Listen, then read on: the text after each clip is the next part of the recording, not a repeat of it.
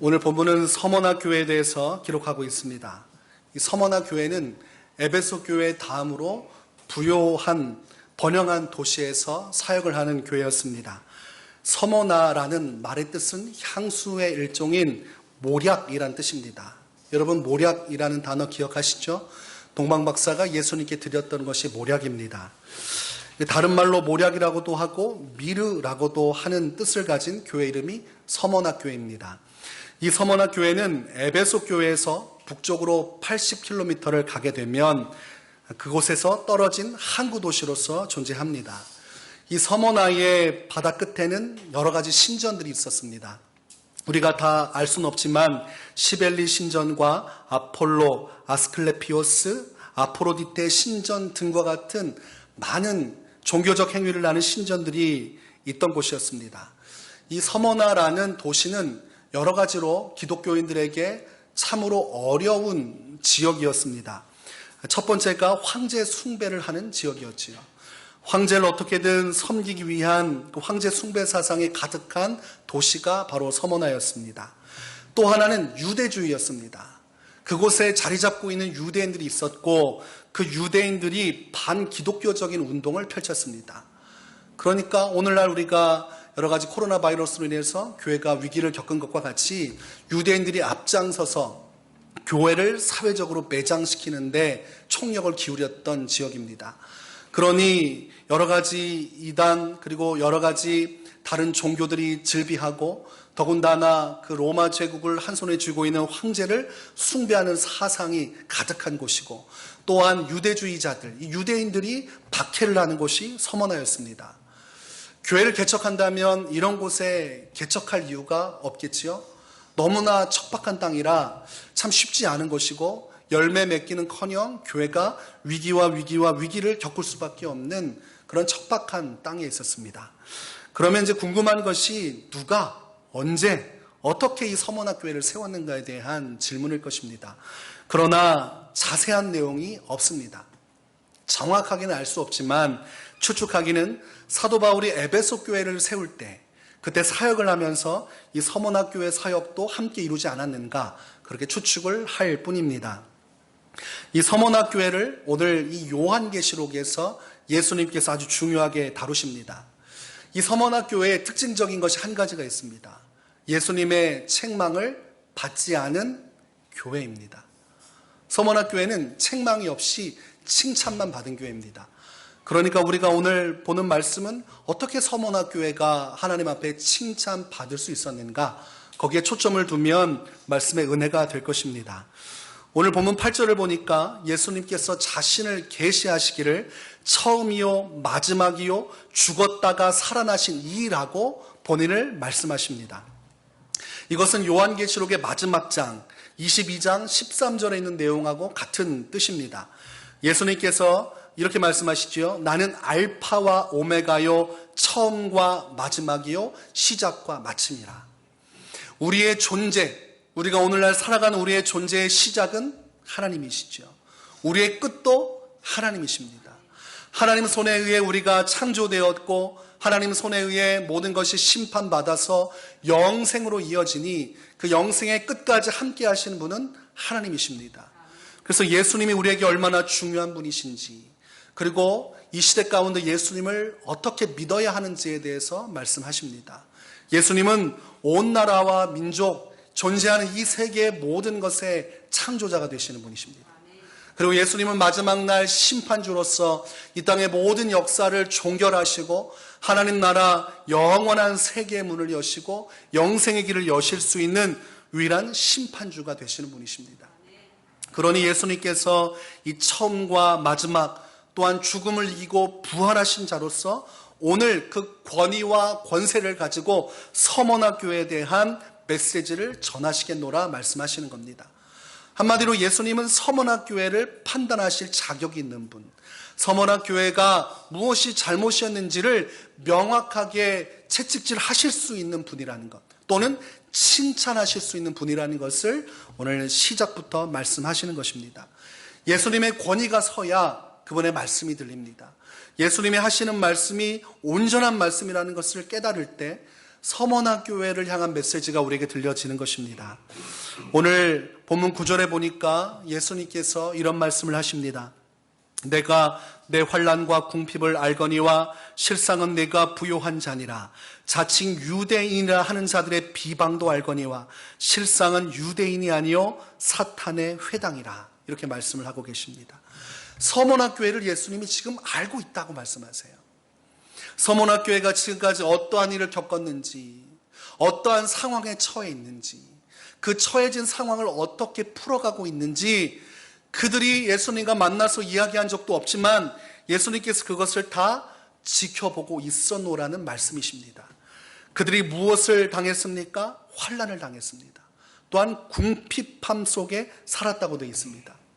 여러분, 이해되지 않은 단어가 있지요. 환난이란 말은 아까 그 당시에 영적인 상황이 어땠는지를 들었으니까 대략 이해가 되지만 궁핍이라는 말은 잘 이해가 되지 않습니다. 서머나 교회, 그들이 처해 있는 그 지역은 부요한 도시라고 했습니다. 에베소 다음으로 잘 살고 그리고 풍요로운 그 땅에서 아니 왜 교회는 궁핍할 수밖에 없었는가가 참 궁금합니다.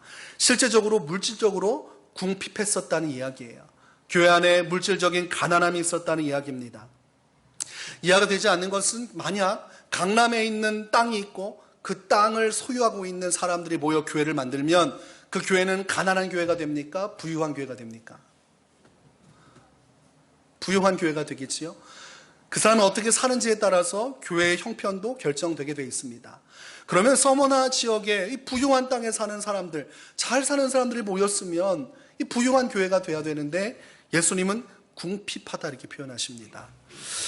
이것은 그들의 신앙과 아주 깊은 연관이 있습니다.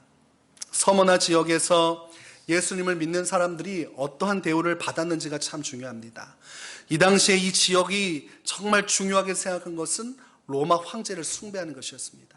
그러니 그 땅에서 나는 그 많은 풍요로움을 누릴 수 있는 권한도 로마 황제를 섬기는 사람에게만 주어진 것입니다. 마지막 날 666표를 받지 않으면 우리가 물건을 매매할 수 없다는 성경의 기록을 우리가 본 적이 있을 것입니다. 이 당시에도 황제를 섬기겠노라고 말하지 않는 사람은 물질적인 혜택, 부유함의 혜택을 받을 수 없는 페널티가 그들에게 적용됐습니다. 그러니까 예수를 믿으면 가난해질 수밖에 없는 나라 정책이 그 안에 이루어졌다는 것입니다. 얼마나 억울합니까? 똑같이 서머나 지역에 사는데 한 명은 로마 황제를 섬기고 잘 먹고 잘 사는데 이 서머나 교회 성도들은 믿음을 지키기 위해서 가난을 선택했다는 것이죠. 오늘 예수님은 그 궁핍함을 알고 있노라고 말씀하시는 것입니다. 서머나 교회는 예수 믿으면 물질적인 복을 받는다는 메시지가 통하는 교회가 아니에요. 오히려 예수님을 믿으면 가난해진다는 메시지가 적용되는 교회입니다. 예수님을 잘 믿을수록 교인들은 핍박을 받아야 했고 예수님을 사랑할수록 그 교회는 가난해져야만 했습니다. 믿음을 선택할수록 그들의 삶은 고통스러울 수밖에 없었습니다. 가진 것이 줄어드니 얼마나 힘들었겠습니까? 그런데도 예수님은 그들을 평가하실 때 실상은 내가 부유한 자니라고 말씀하십니다. 이 말뜻을 잘 이해하셔야 됩니다. 실제 너희가 통장에 잔액을 많이 가지고 있지 않느냐? 뭐 이런 이야기가 아니에요. 그들이 숨겨놓은 땅이 있다는 얘기가 아닙니다. 실제적으로 그들은 지극히 가난했고 궁핍하게 살았지만 무엇이 부유하다는 말씀이십니까? 그 교회의 영적인 모습, 영적인 본질적인 신앙의 모습이 부유하다고 예수님께서 평가하시는 거예요. 교회가 아주 가난해도 그 안에 성령의 은혜가 충만하면 하나님이 보실 때 부유한 자가 되는 것이죠. 그 교회가 여러 가지 어려움 속에 쪼들리고 괴롭고 궁핍한 삶을 살지라도 그 안에 하나님의 사랑이 있고 그 안에 하나님의 위로가 있고 그곳에서의 나눔과 기쁨이 존재하면 그 교회에 하나님의 역사가 그 살아계신 그 능력이 나타나면 그 교회는 부유한 교회가 되는 것입니다. 그러니까 예수님은 교회가 돈이 없고 가난하다고 해서 그것으로 인해서 평가하는 분이 아닙니다. 본질을 보시는 분이에요. 교회의 깊이에 있는 그 영적인 본질이 어떠한지, 그 교회가 살아있는 교회인지 죽은 교회인지, 생명의 역사를 이루는 교회인지 아무런 소망 없이 껍데기만 남은 교회인지 그 본질을 예수님은 평가하신다는 것입니다. 고린도전서 4장 19절 20절을 보면 사도 바울이 이런 말씀을 합니다. 주께서 허락하시면 내가 너희에게 속히 나아가서 교만한 자들의 말이 아니라 오직 그 능력을 알아보겠으니 하나님의 나라는 말에 있지 아니하고 오직 능력이 있습니다. 말뿐인 교회가 아니라, 겉만 찬란한 교회가 아니라 그 안에 하나님의 능력, 하나님의 생명, 하나님의 권세가 나타나는 것, 그것이 진짜 교회라는 것입니다. 우리가 인생 살면서 어떤 것이 참된 신앙인가 생각해 볼 필요가 있습니다. 본질적으로 하나님의 의대로 충만한 삶을 사는 사람이 하나님께서 기뻐하시는 사람이에요. 가난하고 가진 것이 없어도 하나님은 그 사람을 높여주시는 분이십니다. 그래서 여러분, 성경 말씀을 보면 부자와 거지 나사로의 이야기가 있습니다. 부자는 가진 것이 많고 찬란하게 살았습니다. 그는 헌금도 많이 했을 것입니다. 근데 거지 나사로는 가진 것이 없이 아주 빈약하고 이 세상에서 대접받지 못하며 살았습니다. 나중에 죽고 나니까 상황이 바뀌었습니다. 아브라함의 품에서 거지 나사로는 위로받고 있었고, 그리고 부자는 영원한 지옥 형벌에서 그 뜨거움을 견디지 못하고 호소하며 괴로워하고 있었습니다. 하나님은 무엇을 정말 중요하게 생각하는가? 하나님은 우리의 신앙의 진심, 본심, 교회의 본질에 관심이 있으세요. 교회가 무턱대고 커지거나 무턱대고 화려한 것이 아니라 그 안에 무엇을 담고 있는가? 이것이 하나님께서 교회를 평가하는 기준이라는 것입니다. 여러분, 아무리 좋은 집에서 좋은 음식을 가지고 좋은 환경 속에 아이를 키울지라도 그 아이가 부모의 사랑을 받지 못하고 방치된 채 크게 되면 그 아이는 행복한 유년 시절을 보낼 수가 없습니다. 그 마음속에 평생 동안 사랑의 허전함을 느끼며 살게 되어 있습니다. 그 빈자리가 남아있다는 것이죠. 오늘날 우리 아이들의 범죄가 정말 커져가죠. 그래서 그 어린 소년들, 또 어린 나이의 소년들을 벌하지 않는 법을 바꿔야 된다는 얘기가 자꾸 나옵니다. 말로 표현할 수 없는 악한 범죄가 어린 아이들의 삶 속에서 일어나고 있는 것을 볼 때 그 문제가 무엇인가? 가정 안에서의 형식적인 울타리는 있었지만 그 안에서 본질적인 사랑이 없었다는 것이죠. 그 자녀를 사랑하고 끌어안아주는 그 사랑이 없었다는 거예요. 전에 사역하던 교회에 자녀가 5명 이상 되는 그 집이 있었습니다. 저는 그 집을 존경하기로 했습니다. 2명만 키워도 죽을 것 같은데 5명을 키우려면 도대체 어떤 인내가 필요할 것인가? 밖에 나가더라도 1명씩 손잡고 가는 것도 힘든데 3명 되면서부터 뭐 어떻게 1명은 2손으로 잡아야겠죠? 4명이면 2를 잡아야겠죠? 5명이면 그 1명 어떻게 합니까? 참 어렵지요. 그런 어려운 상황 속에서도 아이를 잘 키운 걸 보면서 참 신기했습니다. 그분께 물어봤습니다. 5명이나 되는데 이 아이를 어떻게 키우셨습니까? 그랬더니 그분이 그러는 거예요. 저는 아이들을 너무 사랑해서 아이들만 보면 어떻게 할 수가 없다는 겁니다. 본인의 자녀도 사랑하고 남의 자녀도 사랑하고 어떻게 하든 아이들하고 같이 있으려고 그래요. 그러면서 그분이 하신 말씀이 있어요. 목사님, 다른 거 다 필요 없고 아이들은 사랑해주면 잘 자랍니다. 사랑해주면 부작용이 없어요. 끝까지 믿고 사랑해줬더니 나중에는 결국 아이가 그 사랑을 알고 안정을 찾고 그렇게 부모에게 잘하게 되는 걸 보았습니다. 잘못하면 혼내는 것이 중요하지 않은가? 이런 생각이 있었는데 사랑으로서 이 5명을 키웠고 이 아이들이 비뚤어지지 않고 잘 자란 이유가 그 사랑이구나. 성경에서 말씀하시는 그 사랑의 가치가 이 가정에서부터 열매를 맺는 것이구나. 그런 깨달음을 갖게 되었습니다. 여러분, 사랑의 본질이 참 중요한 것이죠. 그것이 가정을 아름답게 하고 그 안에서 자라는 아이들이 세상을 따뜻하게 만들어가고 그 안에서 자라는 아이들이 신앙과 따뜻한 사랑 속에서 사회를 하나님의 나라로 완성해 가는 것입니다. 전에 돈을 많이 벌어서 성공한 부부 중에 한 여자분이 울면서 괴로움을 토로한 적이 있습니다. 그분이 어떤 것을 한탄하냐면 한 가지였습니다. 돈 없고 가난했을 때는 남편하고 부대끼면서 열심히 잘해보려고 그렇게 사랑하면서 일했다는 것이죠. 그런데 돈을 벌고 나니까 이게 바뀐 거예요. 남편의 눈빛이 바뀌고 남편의 언어가 바뀌고 전과 같이 서로 한 마음이 돼서 열심히 일하던 때와는 달리 남편의 마음이 시들시들해지고 옛날로 돌아가기 어려워진, 그리고 함께 사랑을 나누지 못하는 그런 이제는 분열된 가족이 돼버린 겁니다. 그분이 차라리 돈을 안 벌더라도 옛날처럼 화목했으면 좋겠노라고 이야기를 하게 된 것입니다. 여러분, 가정을 이루어 나가는 핵심은 가족 안의 사랑과 화목이에요. 그것이 깨어지면 돈도 의미가 없습니다. 서머나 교회는 가난했지만 예수님을 뜨겁게 사랑하는 교회였습니다. 그 안에 화목함이 있었어요. 왜냐하면 본문 말씀을 보았을 때 환난과 궁핍이 있었음에도 불구하고 그 교회를 이탈했다거나 교회 안에서 두 쪽으로 나눠져서 우상숭배를 하면서라도 교회를 지키자는 쪽으로 나뉘어졌다거나 뭔가 분열이 있었으면 예수님은 분명히 그 분열을 이야기하셨을 겁니다. 근데 본문 어디에도 서머나 교회가 분열했다는 이야기가 없어요. 한 방향으로 한 뜻으로 오직 주의 말씀을 따라서 환난과 궁핍을 이겨나갔노라고 예수님은 칭찬하고 있는 것입니다. 그러니 아주 화목한 교회였다는 겁니다. 그리고 사랑으로 하나 되는 교회였어요. 사랑과 화목 속에서 예수님 안에서 하나가 되어 고난과 환난을 뚫고 나가는 교회가 서머나교회였습니다. 그러니까 크고 화려한 모습은 없어요. 사람들이 볼 때 웅장한 것도 없습니다.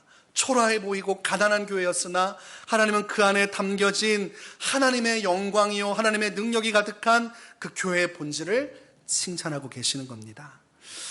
이 교회를 박해하는 세력이 있었습니다.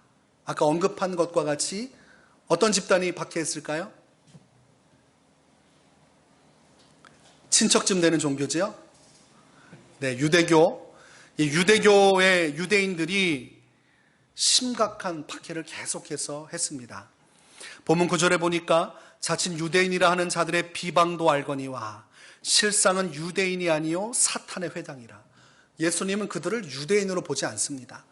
과거 하나님께서 선택하셨고 사랑하셨던 그 유대인으로 보지 않고 이제 그들이 한 행위를 통해서 그들을 평가하시기를 사탄의 회당이다. 다른 말로 하면 사탄의 무리들, 사탄의 졸개들이라고 유대인들을 평가하십니다. 그들은 하나님께서 피값 주고 세운 서머나교회를 계속해서 흔드는 교회예요. 성도들을 어떻게든 낙오시키려고 하고 로마 정부와 결탁해서 로마 정부가 그들을 흔들게 하고 자기들도 계속해서 친로마 정책을 펴면서 이 교회를 죽여나가는 겁니다. 교회가 자꾸 튀니까 자기들까지도 위험한 거예요. 로마가 온전히 화평 정책을 써서 지혜롭게 컨트롤할 때 교회는 완강하게 받아들이지 않으니 교회가 표적이 됐습니다. 이 교회를 온전히 범인으로 몰아세워야 유대교가 사는 거예요. 그러니까 유대교인들이 우리는 기독교와 다르다는 것을 알려주기 위해서 계속 교회를 헐뜯기 시작한 겁니다. 그것을 예수님은 사탄의 짓을 하고 있다. 그들은 진정한 유대인이라고 할 수가 없다. 하나님께서 선택한 선민의식은 사라지고 그들은 오직 악으로 탐욕으로만 가득한 변질된 사탄의 졸개와 같다고 말씀을 하고 있습니다. 그들은 그들의 선조들이 보였던 믿음을 보여주지 못해요. 아브라함이 보여줬던 믿음, 모세가 보여줬던 믿음, 하나님을 사랑하여 하나님의 말씀을 따라 정의와 공의를 이루어 나가며 하나님께서 원하시는 것이라면 자신의 생명까지 바쳤던 그 선대 조상들의 신앙을 이어받지 못했습니다. 그들은 외식했고 탐욕했으며 성령을 거슬려서 하나님께서 세우신 교회를 핍박하는 주체가 되었습니다. 그러나 그 상황 속에서도 서머나 교회는 흔들림 없이 온전히 예수님을 따라서 유대인들이 박해를 하더라도 로마 정부가 그들을 괴롭히고 힘들게 할지라도 오롯이 주님의 길로 향했습니다. 빌립보서 2장 5절에서 9절은 이렇게 예수님의 신앙을 기록하고 있습니다. 너희 안에 이 마음을 품으라. 곧 그리스도 예수의 마음이니 그는 근본 하나님의 본체시나 하나님과 동등됨을 취할 것으로 여기지 아니하시고 오히려 자기를 비워 종의 형체를 가지사 사람들과 같이 되셨고 사람의 모양으로 나타나사 자기를 낮추시고 죽기까지 복종하셨으니 곧 십자가의 죽으심이라. 이러므로 하나님이 그를 지극히 높여 모든 이름 위에 뛰어난 이름을 주사라고 말씀을 하고 있습니다. 예수님은 하나님의 본체라고 되어 있어요. 우리가 구약시대 배웠던, 우리가 야훼라고 불렀던 영광의 그 하나님, 온전히 한 분이신 그 하나님의 본체시며 하나님과 동등한 하나님 자신이었습니다. 그럼에도 불구하고 종의 형체를 지니사 사람의 모습으로 오셨고 사람의 모습으로 죽기까지 순종하셨습니다. 하나님을 위하여, 사람을 위하여 구원의 역사를 이루기 위하여 예수님은 자신을 희생제물로 내어주셨습니다. 그리고 모든 이름 위에 뛰어난 이름을 하나님으로부터 받게 되었습니다. 오늘 서머나교회가 예수님과 같은 사역을 하고 있는 것입니다. 종의 형체와 같이 자신들이 낮아짐에도 불구하고 환난과 핍박이 오는 십자가를 질 수밖에 없는 상황임에도 불구하고 순금과 같은 신앙으로 흔들리지 않고 오직 주의 나라와 영광을 위해서 예수님의 뒤를 따라가는 교회가 서머나교회였습니다.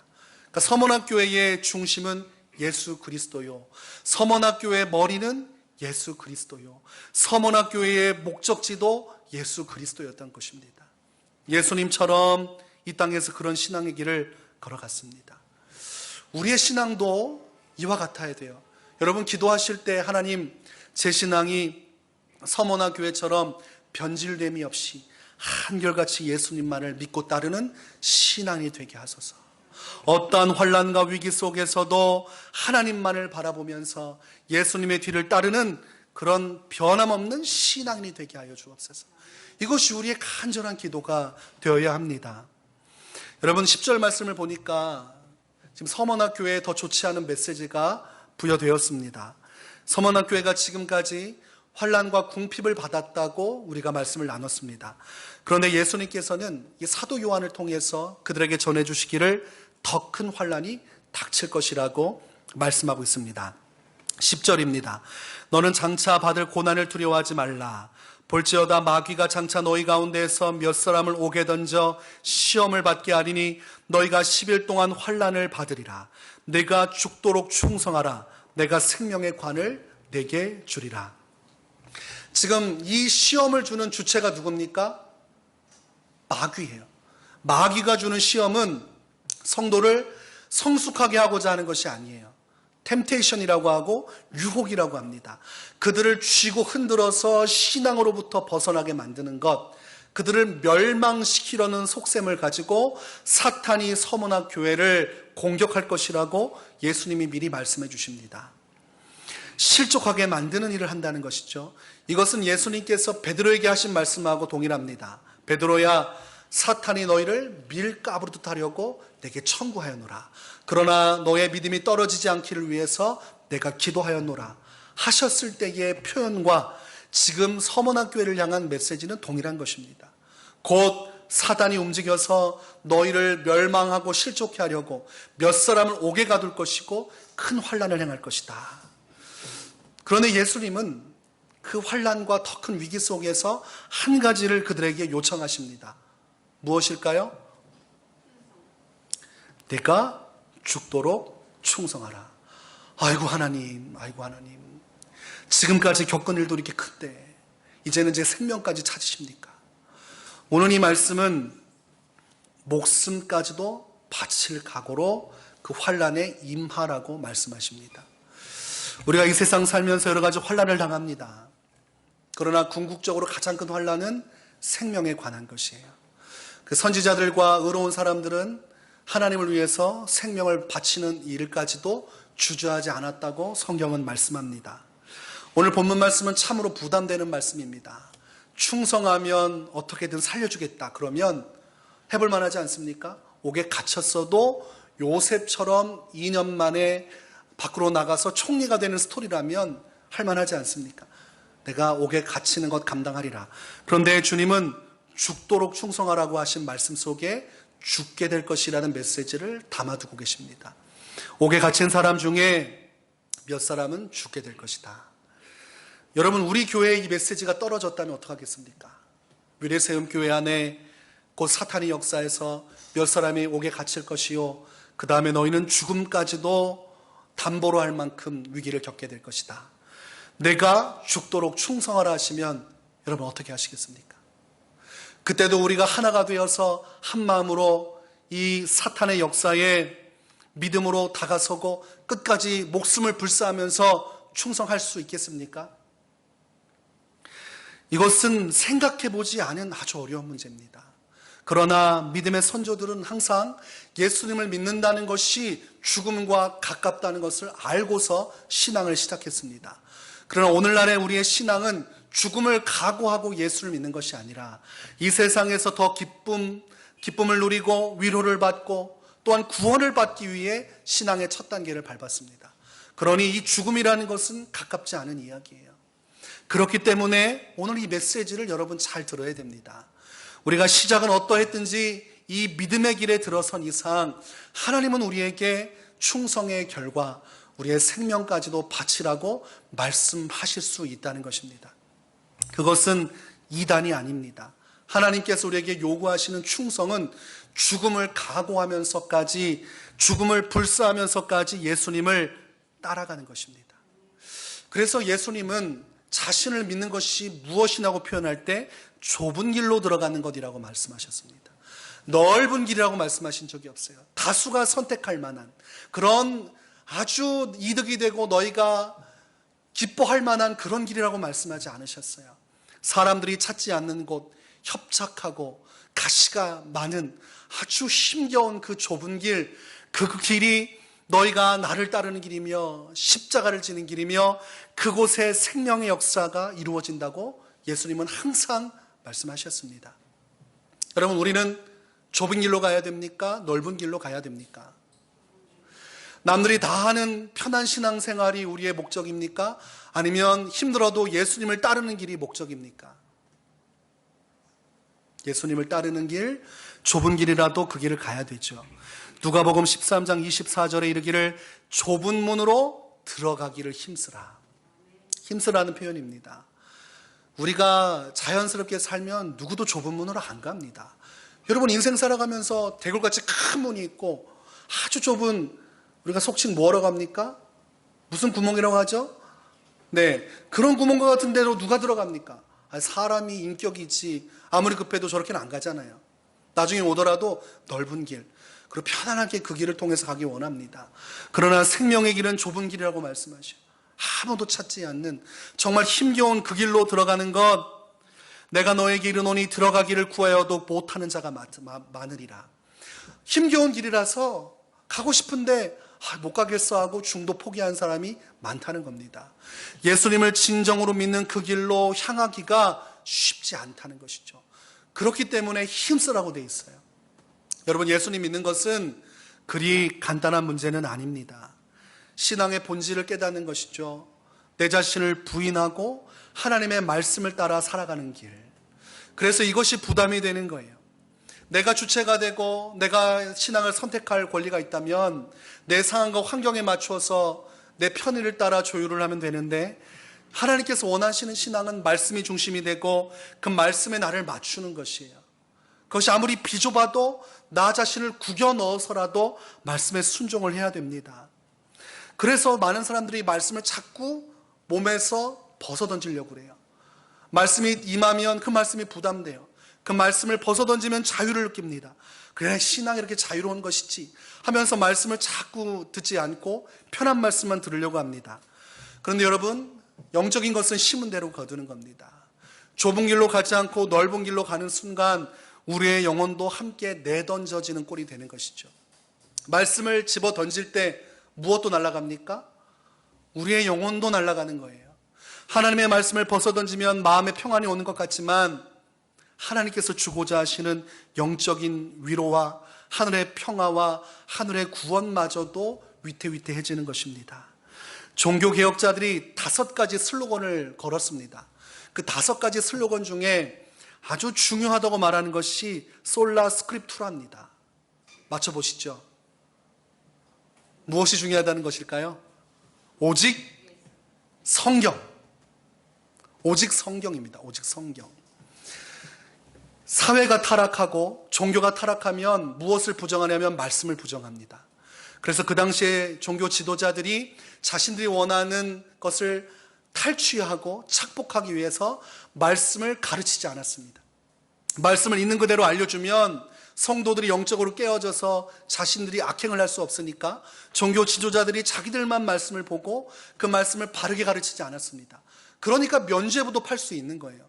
하나님의 구원을 어떻게 중간에 있는 인간이 함부로 써가지고 구원을 베풀기도 하고 돈 액수에 따라 주고받기도 합니까? 그 당시에는 그것이 맞다고 생각했어요. 말씀을 집어던지고 자신들의 평안을 얻고자 했지만 그것이 자신의 영혼을 망치는 길이었습니다. 호세아 시대에 이스라엘 백성들이 망한 이유를 성경은 한 가지로 예를 듭니다. 그들이 말씀에 대한 바른 지식이 없으므로 망하는 도다고 하나님은 말씀하셨습니다. 그들이 하나님을 어떻게 섬겼냐면 혼합주의로 섬겼어요. 하나님도 섬겼고 바알도 섬겼습니다. 그러니까 말씀대로라면 하나님만 섬겨야 되는데 그게 싫은 거예요. 그러니까 말씀도 따른다고 하면서 하나님을 섬기고 그리고 바알도 섬겨야겠거든요. 그 사회생활 속에서 이것도 필요하다고 생각돼서 바알도 섬기면서 안 믿는 사람들도 수용하고 믿는 사람도 수용하면서 다 같이 행복하게 살면 되는 거 아닌가? 그러면서 말씀을 그렇게 자기중심적으로 해석을 했습니다. 그러다가 망했습니다. 우리가 얼마나 열심히 사는가가 중요하지 않습니다. 어떤 것을 붙들고 살아가는가. 서머나교회는 위기가 많았고 환란이 많았고 그리고 더 큰 환란이 그들 향해 찾아왔지만 오직 주의 말씀 앞에서 예수님의 그 말씀을 따라서 순종하면서 오직 그 길로만 나아간 교회였습니다. 우리 교회가 지향해야 될 것이죠. 어떤 누군가의 의견이 중요한 것이 아니라 하나님께서 무엇이라 말씀하시는가? 지금 하나님은 내 인생에서 무엇이라 말씀하시는가? 내 주변 사람들이 나를 어떻게 평가하든 지금 내 상황이 어떻든 상관없이 어떻게 상황이 바뀌면 내가 순종하겠노라는 조건부가 아니라 어떤 경우에도 상관없이 내가 하나님 말씀을 따라 살아가고 있는가가 제일 중요합니다. 우리가 이단들을 싫어하고 비판하는 이유는 그들이 하나님의 말씀을 곡해하고 훼손시켰기 때문입니다. 그러나 오늘날 우리 신앙인들의 가장 큰 문제는 하나님의 말씀을 알면서도 그것을 받지 않고 그 말씀을 따르지 않는다는 것이죠. 십자가를 따라 날아오라고 했는데 그 십자가를 지기 싫은 것입니다. 결국은 우리가 이단을 비난하지만 이단과 별 차이 없는 신앙생활을 하는 모습을 주께로 보여드릴 때가 있습니다. 여러분, 유일한 한 가지 소망은 여러분 끝까지 주님께 충성하는 자가 되는 것이, 말씀을 붙들고 나는 끝까지 하나님만을 따르겠노라. 어떠한 환난과 위기가 다가와도 나는 주님을 배신하지 않겠다, 이것입니다. 여러분, 배신자가 되지 말아야 됩니다. 이것은 하나님에 대한 거예요. 사람의 관계를 이야기하는 게 아니에요. 우리가 사람의 상식을 얘기하는 게 아닙니다. 내게 말씀하시는 주 앞에서 나는 어떤 충성을 가지고 살아가고 있는가, 이것이 중요합니다. 교회사에서 이 서머나교회와 관련된 두 유명한 지도자가 있습니다. 그 한 명은 안디옥 교회의 감독인 이그나티우스입니다. 이 사람이 순교하기 위해서 로마로 압송될 때 서머나 교회를 향해서 편지를 씁니다. 그때의 서머나 교인들과 서머나 교회 감독인 폴리캅에게 편지를 써서 권면하고 격려하는 일을 이 사람이 행합니다. 또 한 사람이 있습니다. 서머나 교회의 감독인 폴리캅입니다. 이 폴리캅이라는 분은 기독교로 개정한 가정에서 자라났습니다. 그리고 역사적 사실을 보니까 사도 요한의 제자였어요. 사도 요한의 제자로서 서머나 교회를 맡아서 섬기는 이 폴리캅이라는 인물이 노년에 가서 핍박을 받게 됩니다. 86세가 되었을 때 그에게 로마 황제를 숭배하라는 명령이 떨어지게 됩니다. 안토니우스 피우스 황제 시대의 서머나에서 10일간 기독교인들을 박해하고 참혹하게 죽이는 일들이 벌어졌습니다. 그때 역사적 사실을 보니까 굶주린 사자들에게 성도들을 내던져서 그들의 팔다리와 창자와 오장육부가 여기저기 널려 비린내가 났었다고 기록하고 있습니다. 이 로마 시대에 기독교가 공인이 되기 전 그 무수한 기간 동안 수많은 황제들이 기독교인들을 탄압하고 죽여나가기 시작했습니다. 우리는 지금 평화의 시대에 살고 있으니 우리가 믿는 것이 전부라고 생각하는 작은 시야 속에 살지만, 우리가 역사적인 기독교의 존재와 그 흐름을 알고 있다면 예수 믿는다는 것이 어떠한 중심을 가지고 섬겨야 하는 것인지를 알게 되지요. 이 폴리캅이라는 사람에게 회유가 들어왔습니다. 서머나 총독인 스타티우스가 와서 회유합니다. 당신을 죽이고 싶지 않습니다. 지금이라도 가이사가 주님이고 예수 그리스도가 주님이 아니라고 한마디만 말하면 당신을 풀어주겠습니다. 여러분, 86세 고령입니다. 이렇게 나이가 많이 든 이 사람을 죽여서 무엇을 얻겠습니까? 그러니 좋게 우리 마무리 짓자고 이 사람이 회유를 한 것입니다. 그때 폴리캅 감독이 고백한 내용이 있습니다. 86년간 나는 그분을 섬겨왔고 그분은 나를 한 번도 모른다고 한 적이 없으신데 내가 어떻게 나의 주님을 모른다고 하겠습니까? 여러분, 이런 대답이 충성의 대답이에요. 하나님이 내게 어떻게 하셨는데 내가 하나님을 배신하겠습니까? 하나님이 내 일평생 나와 함께 하시고 나를 지켜주시고 나와 함께 하셨는데 이제 내가 노년에 들어서 어떻게 예수님을 모른다고 할 수 있겠습니까? 그때 사실을 보니까 이 총독이 폴리캅을 살려주려는 마음이 있었습니다. 그때 그것을 방해한 무리들이 있습니다. 또 등장하는 무리입니다. 누굴까요? 유대교. 이 유대인들이 나타나가지고 어떻게 하냐면 이 안식일에도 불구하고 이 사람들은 안식일에 활동하지 않지 않습니까? 안식일임에도 불구하고 총독에게 유죄 판결을 내리라고 항고하고 직접 자신들이 산에서 장작을 캐와서 화형대를 마련합니다. 대단하지요? 그러니까 교회를 눈에 가시처럼 여기고 죽이려고 하다가 상황이 돌변하니까 이 폴리캅을 죽이는 쪽으로 계속 압박을 넣습니다. 마치 예수님을 십자가에 못 박게 할 때 했던 것과 동일하게 그 선조들의 죄악을 그대로 물려받아서 폴리캅을 죽이려고 하죠. 결국은 어쩔 수 없이 화형이 선언되고 마지막 자신의 생명을 화형대에서 하나님께 바치게 됩니다. 역사적인 기록에서 이 폴리캅이 순교할 때 담대함이 엿보였고 기쁨으로 가득 찼고 그의 얼굴은 은혜로 충만했노라고 말씀합니다. 어떻게 그게 가능할 것인가? 여러분, 우리의 생명을 주께 바칠 때 그 참혹한 그 상황 속에서 우리의 은혜가 충만할 수 있을까 생각할 것입니다. 그때의 폴리캅이 성령으로 충만했음을 알게 되고 그가 바라본 것은 화형대가 아니라 하나님의 영광이었음을 알게 됩니다. 그리고 자신을 기다리시는 충성에 대한 영원한 면류관을 주고자 기다리시는 예수 그리스도를 그가 보았기 때문에 그는 죽음의 그 상황 속에서 담대함과 기쁨과 소망으로 가득 찰 수 있었던 것입니다. 디모데후서 4장 7절 8절은 말씀합니다. 나는 선한 싸움을 싸우고 나의 달려갈 길을 마치고 믿음을 지켰으니 이제 후로는 나를 위하여 의의 면류관이 예비되었으므로 주 곧 의로우신 재판장이 그날에 내게 주실 것이며 내게만 아니라 주의 나타나심을 사모하는 모든 자에게도니라. 이것이 사도 바울의 고백이에요. 사도 바울의 고백은 한 가지입니다. 내가 끝까지 믿음을 지켜서 주님께 충성하여서 주님께서 계신 곳으로 나가 생명의 면류관을 받겠노라. 여러분, 주님은 우리에게 충성하라 말씀하십니다. 그리고 충성하면 영원한 생명의 관을 주겠노라 말씀하십니다. 본문 11절에 말씀하시기를 귀 있는 자는 성령의 교회들에게 하시는 말씀을 들을지어다. 이기는 자는 둘째 사망의 해를 받지 아니하리라. 둘째 사망은 영원한 불못의 심판입니다. 사탄과 적그리스도와 거짓 선지자들과 예수님을 부인하고 믿지 않았던 자들이 가는 곳 두 번째 사망이 불못입니다. 요한계시록 20장 14절 15절에 사망과 음부도 불못에 던져지니 이것은 둘째 사망 곧 불못이라. 누구든지 생명책에 기록되지 못한 자는 불못에 던져지더라.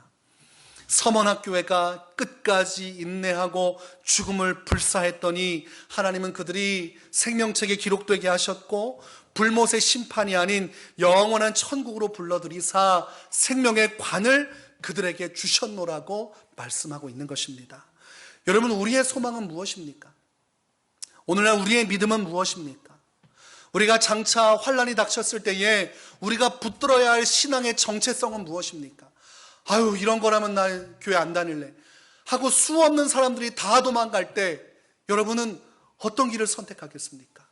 우리가 예수 믿을 때 이것을 분명하게 선언하고 신앙을 갖지 않으면 환란의 때가 오면 교회는 무너지기 시작하고 사람들은 이탈하기 시작하고 그리고 교회의 사역은 아주 깊은 잠에 취하게 되는 것이죠. 토끼와 거북이 이야기를 잘 아실 겁니다. 토끼는 자신의 능력을 맹신했어요. 그래서 자기가 원하면 언제든지 이길 수 있겠다고 생각했습니다. 그래서 피곤하니까 잠을 잤습니다. 깊은 잠에 빠졌어요. 거북이는 자기 자신을 믿지 못했습니다. 한 가지 잘할 수 있는 것은 최선을 다해 오늘 내 삶의 열정을 다하는 것, 그것만이 거북이가 할 수 있는 전부였습니다. 여러분, 누가 승리했습니까? 거북이가 승리했어요. 토끼가 잠 안 하고 눈을 떠봤더니 거북이가 거의 다 목적지에 도착했습니다. 최선을 다해 뛰었지만 자기가 허물 수 있다고 생각했던 그 간격이 자기의 능력 밖이라는 것을 그때 깨달았습니다. 내가 원한다고 해서 언제라도 이길 수 있는 것은 아니구나. 신앙생활하면서 자만할 때가 있습니다. 언제라도 나는 편하게 신앙생활하다가 때가 되면 주님께 충성할 거야. 나는 이 땅에서 조금 이렇게 느슨하게 신앙생활하지만 나는 사람들이 순교할 때 같이 순교할 거야. 그렇게 토끼처럼 생각하는 분들이 있습니다. 예수님께서 하신 말씀 중에 아주 중요한 말씀이 있어요. 작은 일에 충성된 자가 큰 일에도 충성되니라. 제가 군생활할 때 아주 깨달은 법칙이 있습니다. 군생활을 잘하는 친구는 사회생활도 잘합니다. 근데 군생활 잘 못하는 친구들이 항상 하는 말이 있어요. 제가 장교 생활하면서 100이면 100 똑같은 얘기를 하는 거예요. 군대는 제 체질이 아니라서 군대에서는 제가 이렇게밖에 못하지만 사회 나가면 잘할 자신 있습니다. 그렇지 않았습니다. 그렇지 않아요. 그렇지 않습니다. 군대에서는 자기의 본 모습이 그대로 다 드러납니다. 연약함, 부족함, 그리고 두려움, 떨림이 그 눈빛과 행동에 다 드러납니다. 군생활 그 위기의 순간에 열심히지 않은 사람은 사회에 나가자마자 완벽하게 군대에서 배웠던 것들을 다 잊어버리고 또 느슨한 삶으로 돌아가게 되어 있습니다. 법칙과 같아요. 여러분, 지금 내 신앙을 살피고 내가 주님 앞에서 어떠한 충성으로 살고 있는지를 점검하셔야 됩니다. 지금 내 모습이 훗날 환란 속에 어떤 모습으로 주 앞에 설 수 있는지 아주 냉정하게 평가를 해야 됩니다. 나는 지금 서머나 교회와 같은 위기가 닥칠 때 교회 속에서 어떠한 일을 감당할 수 있을까? 나는 교회가 옥에 갇히고 죽음의 핍박이 다가올 때 그 일을 과연 감당할 수 있는 충성과 믿음으로 주의 말씀 앞에서 살아가고 있는가? 이 질문이 너무나 중요합니다. 고린도전서 6장 2절에 말씀합니다. 이르시되 내가 은혜 베풀 때에 너에게 듣고 구원의 날에 너를 도왔다 하셨으니 보라 지금은 은혜 받을 만한 때요 보라 지금은 구원의 날이로다. 언젠가 내가 은혜 받아서 순교도 하고 사명도 감당하겠습니다는 거짓말입니다. 하나님은 지금이 은혜 받을 만한 때요 지금이 구원의 날이라고 말을 합니다. 제가 아이들을 가르치면서 아쉬웠던 것은 목사님 고3 기간만 지나면 청년부 가면 열심히 하겠습니다. 부모들도 똑같아요. 목사님 1년만 참아주시고 아이를 찾지 마십시오. 아이를 그대로 내버려 두십시오. 대학교 가게 되면 열심히 신앙생활 같이 하겠습니다. 열심히 했을까요? 신앙의 때가 있습니다. 그 고3 위기의 순간에 하나님을 만나고 그 안에서 믿음으로 그것을 견뎌서 신앙이 올라갔어야 되는데 그때 아이들을 풀어놓으면서 신앙이 올라가긴커녕 주저앉아 버리면 대학교 올라가면서부터 그 신앙은 끝입니다. 저는 청년부 올라가서 정상적으로 온전히 신앙생활 하는 친구들을 못 봤습니다. 교회는 오는데 이미 마음이 교회로부터 떠나갔어요. 그때가 됐어야 부모가 같이 교회도 나가고 교회 청년부 수련회도 가라고 하고 열심을 다하는데 이미 그 친구의 신앙은 올라오지 않고 변질되어 있습니다. 우리가 이 토끼처럼 교만한 마음을 가질 때가 있어요. 언제라도 내가 원하면 은혜 받을 수 있어. 언제라도 나는 과거처럼 열심히 신앙생활을 할 수 있어. 그렇지 않아요. 그렇지 않습니다. 여러분 그거 아시잖아요. 내 마음으로는 운동도 하고 뭔가 할 것 같은데 어느 날 여러분들 몸 쓰는 일을 하고 나면 이게 마음하고 달라요. 저도 한 조그마한 울타리가 있길래 이 정도는 옛날에도 그렇고 내가 넘을 수 있지 하다가 자빠졌습니다. 그만큼도 못 넘는 걸 저는 모르고 있는 거예요. 마음만 먹으면 뭐 언제든지 할 수 있지. 제 몸이 다 굳었고 너무 많이 놀려놨어요. 그래서 제 기능을 못 하는 거예요. 나는 문제가 있구나. 왜 이걸 모르고 살았지? 남들은 다 하는데 혼자 모르는 거죠. 신앙도 마찬가지예요. 하나님은 아십니다. 우리만 모를 뿐이에요. 나 자신을 속이면서 언젠가는 여러분, 오늘 지금이 하나님의 은혜를 받을 만한 때요. 이렇게 주께서 우리를 깨우쳐 주실 때 사단은 자꾸 다음에도 있어. 그렇게까지 열심히 하지 마. 좀 쉬었다가 나중에. 여러분, 나중은 없습니다. 제가 지금까지 짧지만 하나님이라면서 나중을 기약한 사람이 나중에 은혜 받은 건 못 봤습니다. 하나님이 역사하시는 그때 정말 찰나와 같은 그 순간을 캐치하고 그 장소에 있는 사람, 하나님이 말씀하신 그곳에 있는 사람이 변화돼서 교회를 살리고 하나님의 손에 붙들리는 거지, 하나님이 역사하신 순간은 없다가 언젠가 어느 순간 하겠다는 사람은 그 순간에도 없습니다. 그래서 여러분, 오늘부터 내가 주님의 나라를 위해 이 서머나교회처럼 한결같이 충성하리라. 어떠한 위기가 위험이 닥쳐와도 나는 하나님만을 온전히 섬기리라는 마음으로 지금부터 꾸준히 믿음의 길, 신앙의 길, 하나님 앞에 최선을 다해 드리시길 바랍니다. 그것이 결국 서머나교회와 같은 위례세움교회를 만드는 역동적인 힘이 될 것입니다. 그래서 우리 하나님 앞에 크게 칭찬받는 축복된 살아있는 교회가 되기를 주의 이름으로 축원합니다.